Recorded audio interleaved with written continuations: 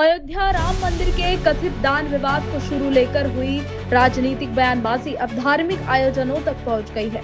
शिवसेना उद्धव बाळासाहेब ठाकरे ने महाराष्ट्र भर राम रक्षा महाआरती आयोजित करने का फैसला लिया है, जिसकी एक महत्वपूर्ण कड़ी नागपुर में भी देखने को मिलेगी। विधान परिषद के नेता प्रतिपक्ष अंबादास दानवे ने आरोप लगाया कि प्रभु श्री राम के नाम पर मिले दान में गड़बड़ी हुई है और यह करोड़ों श्रद्धालुओं की भावनाओं से जुड़ा विषय है। उन्होंने कहा कि श्री राम केवल एक राजनीतिक प्रतीक नहीं बल्कि देशवासियों की आस्था का केंद्र है और इसी आस्था के सम्मान के लिए राम रक्षा महाआरती का आयोजन किया जा रहा है।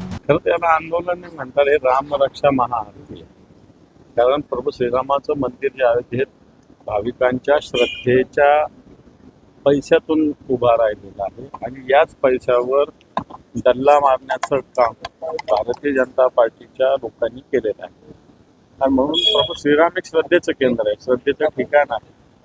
त्यामुळे श्रद्धेचा अवमान कुठं होऊ नये हे पकडले म्हणून एक रामरक्षा महाआरती सगळ्या महाराष्ट्रात आम्ही करतो, ती नागपुरात सुद्धा होणार आणि मला वाटतं कारण प्रभू श्रीरामाच्या श्रद्धेचा अवमान अशा पद्धतीनं देशात होत असेल तर मला शिवसेनेनं सातत्यानं श्रीरामाच्या मंदिराच्या आंदोलनाला पाठिंबा दिलाय, नवा सहभाग घेतलेला आहे म्हणून मला वाटतं शिवसेने स्थानिक पदाधिकाऱ्यांनी या रामरक्षानंतर एक उद्धवजींची छोटी सभा व्हावी यासाठी स्थानिक पोलीस स्टेशनला पत्रही दिलंय। कशा स्वरूपात ही सभा होणार आहे? नाही, मला ते माहिती नाही। हे रामरक्षा महाआरती महत्वाची तिच्यासाठी आलेले, कारण उगाच राजकीय बाकी सभा वगैरे मला नाही वाटत असं काही होऊ शकेल, ते मला जास्त माहिती, परंतु महाआरती सगळ्यात महत्वाची। जिल्हा बँकेत संभाजीनगर जिल्हा बँकेमध्ये भाजप आणि शिवसेना दोघांनाही समसमान हे आहे 9-9। आता निर्णायक कोर्ट जे आहे ते तुमच्याकडे असला तर काय नेमकं आपलं?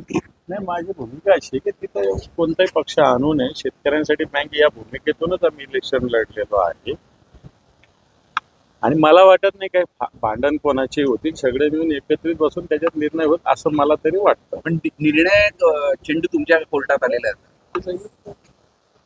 सुप्त निर्णायक जर आला असेल तर निश्चित शेतकऱ्यांच्या हिताच्या बाजूने जो राहील त्याच्या बाजूने उभा राहण्याचा प्रयत्न करू। तसे तर दोघंही पक्ष शेतकऱ्यांच्या बाजूच्या हिताचे नाही, पण त्यातल्या त्यात विचार करू।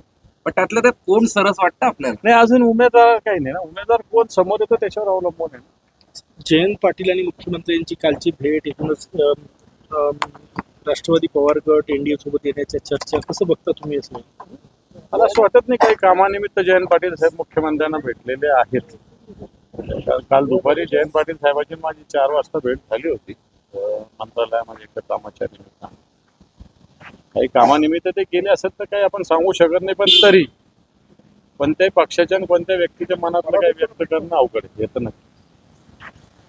शक्यता तुम्हाला असं वाटते का तुमचं हे जे वाक्य आहे इन्व्हर्टेड कामामध्ये ते तुम्हाला काही शक्यता वाटते का? कारण यापूर्वी काही खासदार केले आहेत तुमच्या मित्र आमच्या पक्षाचे गेले, त्यांना वैधानिक पद्धतीनं संसदीय पद्धतीनं निश्चित कायदेशीर पद्धतीनं आम्ही त्यांचा बंदोबस्त करूच, परंतु बाकी कोणता पक्ष कुठं काही करत आलं तर त्याचं मला असं वाटत नाही। आम्ही भूमिका प्रामाणिकपणे उठवतो विरोधी पक्ष भारतीय जनता पार्टीबद्दल। मला वाटतं की आपल्याला सगळ्यांनाच निभावली पाहिजे, नाही तर वेगवेगळ्या तळ्यात मळ्यात भूमिका वेगवेगळ्या वेगवेगळ्या राहिल्या तर मला असं वाटतं जनतेचा विश्वास सुद्धा कमी होईल ना, ये महत्वाचा है।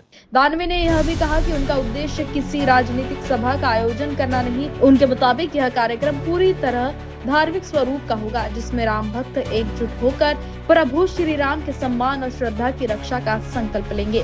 Bureau report, news first. हमारा हर शब्द समाज की आवाज, हमारी हर पहल निष्पक्षता का कदम, आपकी हर समस्या में आपसे पहले दिखेंगे हम हैं न्यूज फर्स्ट। ईश्वर का सच, हमारा साहस और आपका विश्वास। सच, साहस और विश्वास।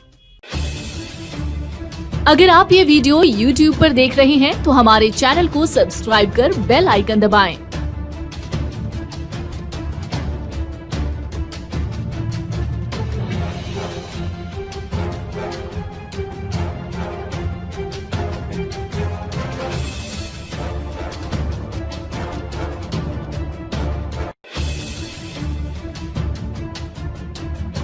और Facebook पर देख रहे हैं तो हमारे पेज को लाइक करें।